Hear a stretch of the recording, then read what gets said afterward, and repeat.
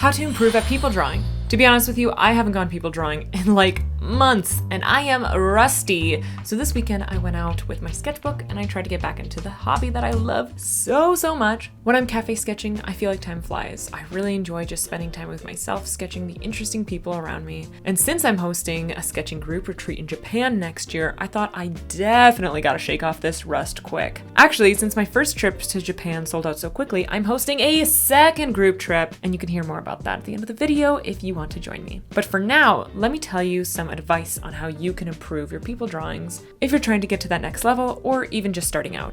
Tip number 1, get over your fear of drawing people in public. The truth is, no one cares that you're there sketching. People are usually too busy with their own lives to pay attention to what you're doing. But if you're still self-conscious, try wearing sunglasses.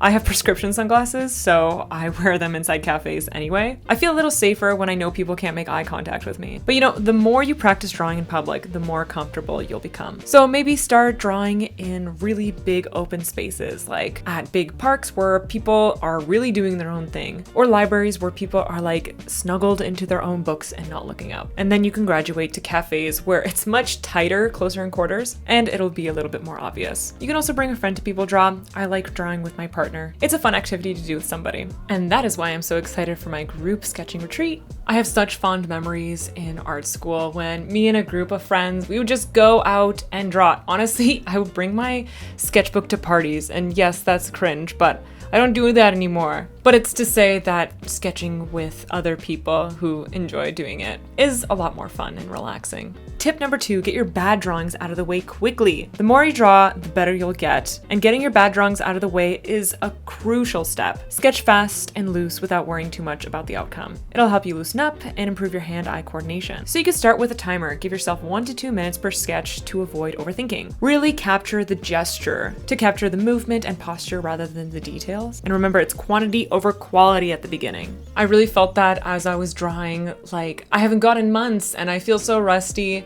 And it's not that I'm embarrassed to show these drawings, it's just that I know these aren't my best and I know that I'll be doing better once I get the rust out. And I really want to show that getting the rust off and drawing bad drawings is not embarrassing and it's part of the process. Like, how could you be good at art without first being bad at art? And sometimes you feel good, sometimes you feel bad. When I was drawing this girl in particular, I was like, ooh, I'm on fire. This is a pretty good drawing so far. And then I draw the man behind her and he's already moved a long time ago. I don't have anything to draw off of, but I really wanted to give her context of the man that she was with. And even though he doesn't look so good, I like how she looks like, and I'm just gonna move on because I have a lot more drawings to get to and I'm not gonna get too hung up on it.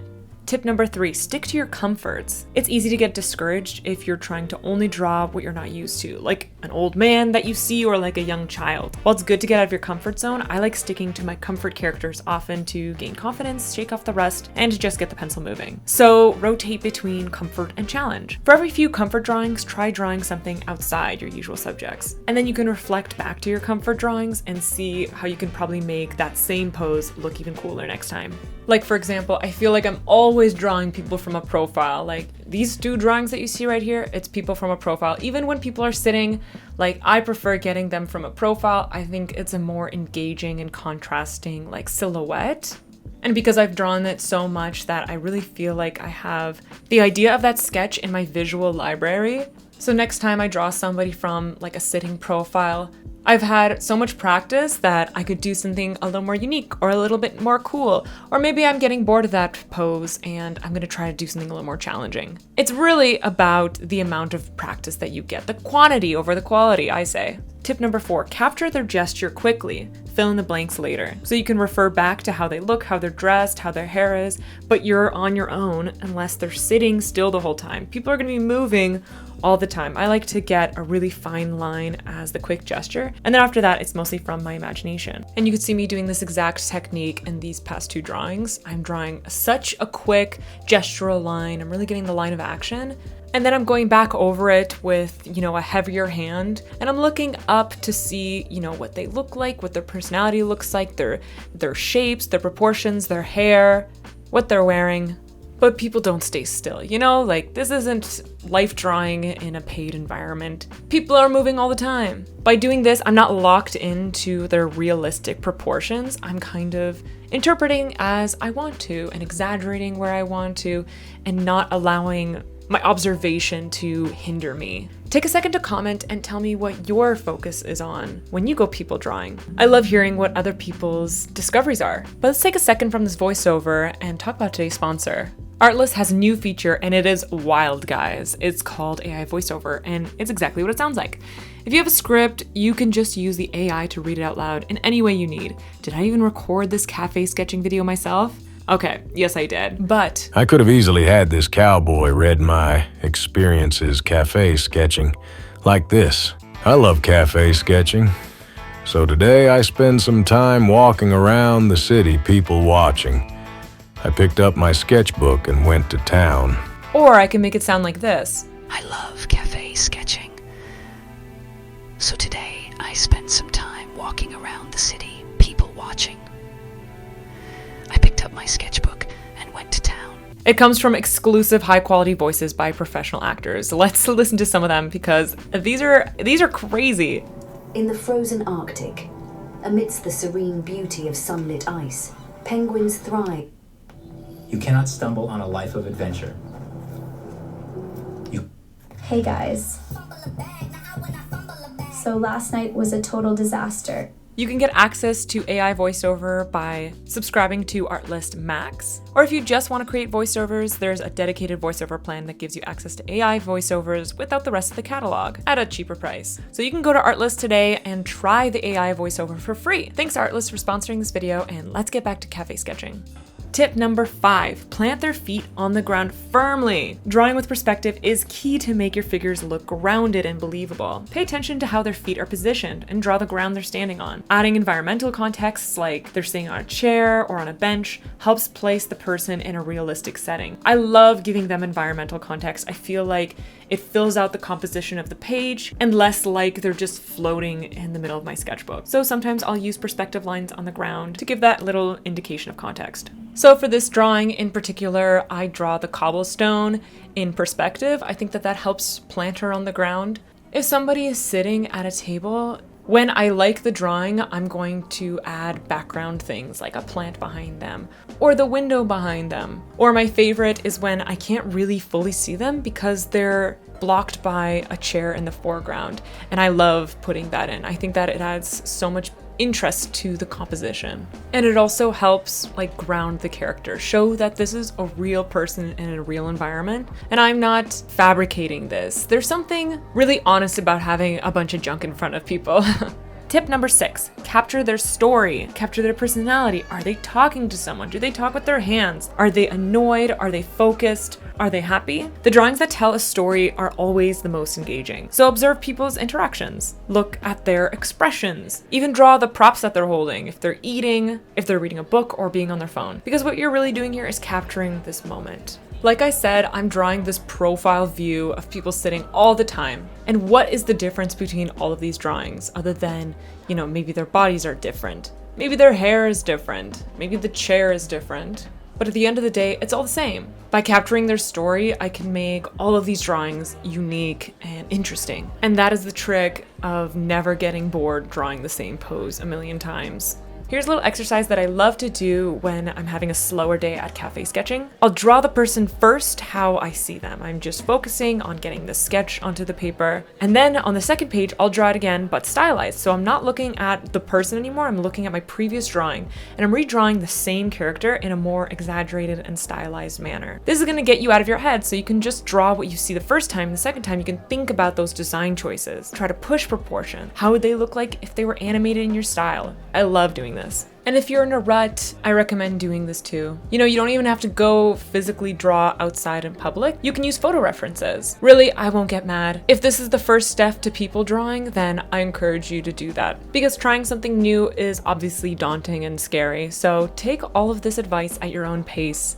Tip number 7, use your pencil or pen to add contrast, either in line quality or with dark shading.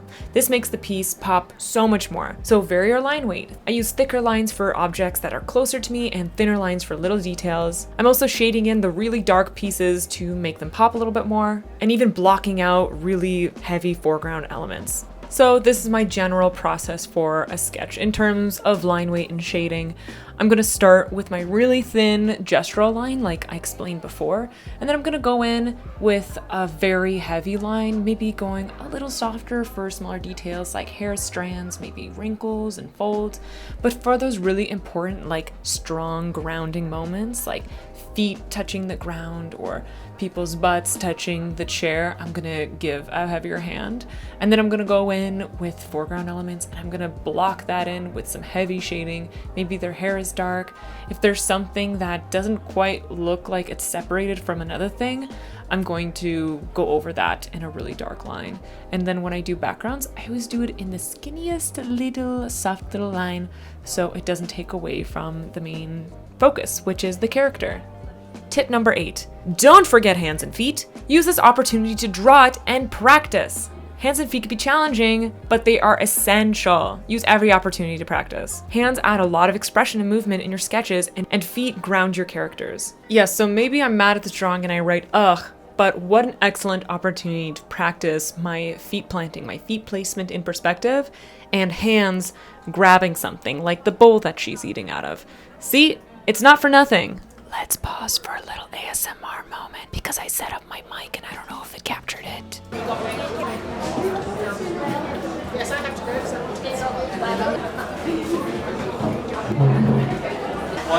Okay, the mic picked up mostly just the loud sounds around me. That's okay. Tip number 9, find a medium you love. Try new tools and experiment. I love drawing with my Kimberly pencil. Since I haven't got it in a while, I feel like I'm holding it wrong and I forgot my smudger. But it took a while to find the tools that make me most confident. Before, I'd use a mechanical pencil or a pen. Switching mediums will help you see things differently or force you to draw differently. Like if you're using ink, you'll have to be a lot more confident in putting your lines down. And if you're using colored pencils, the colors you use and mix together will affect the drawing differently. So if you're just starting out especially, I recommend try different tools like pencils, pens, charcoals, markers, paints, in all different sizes, and paper weights. In terms of paper, I found that I actually like my bigger sketchbooks better. I used to have a little travel sketchbook that I would bring with me, but once you go big, it's so hard to turn around. My actual preferred medium is just bringing a clipboard and just printer paper. I find the paper so smooth and not toothy. I can have a lot of fun with smudging and stuff like that, but it's not always practical to bring around. When I'm in a rush, like I'm on transit and I don't have a lot of time, I prefer inking with a pen instead of a pencil. I find it actually freeing how committal the lines are, how you can't, wait around to try to make that perfect drawing. You're just here to get those ideas out, and I find it very comforting actually. So here are all the drawings I made from today. Some of them are very janky, some of them are better than others. Out of, however many drawings I got, maybe 20, maybe 5, I'm actually proud of. And that's what people drawing is. It's just sketching and expressing yourself and learning along the way. So if you're still here, maybe you want to come sketching in Japan with me. It's on my bucket list to see Japanese snow monkeys. And because my first group trip to Japan sold out in less than a day, I'm hosting a second trip to go to Tokyo and one of the only places in the world where we can see snow monkeys in the wild. From May 17th to 23rd of next year, you can come with me to Tokyo and Nagano to sketch together, make new friends, and explore a new country. Highlights include a street food tour, traditional public baths and hot springs, a tea ceremony, visits to shrines and temples, and obviously draw snow monkeys in their little natural hot tubs. Whether you're an artist, a foodie, or a monkey lover, this trip is for everyone, and I'll be hosting sketching workshops and having one-on-ones with each of you, and I have a little surprise gift for all my new traveling friends. The price is $34.50, but what's included in that price? 4-star accommodations, transfers between cities, a local guide, 2 cities, 7 activities, plus 4 activities hosted by me, 6 breakfasts, 1 lunch, 2 group dinners, and there's a max of 24 people. Only 25% of the payment is required to sign up, and there's even payment plans available. So I am super hyped, and you could sign up through the link below. Okay, thank you, bye-bye.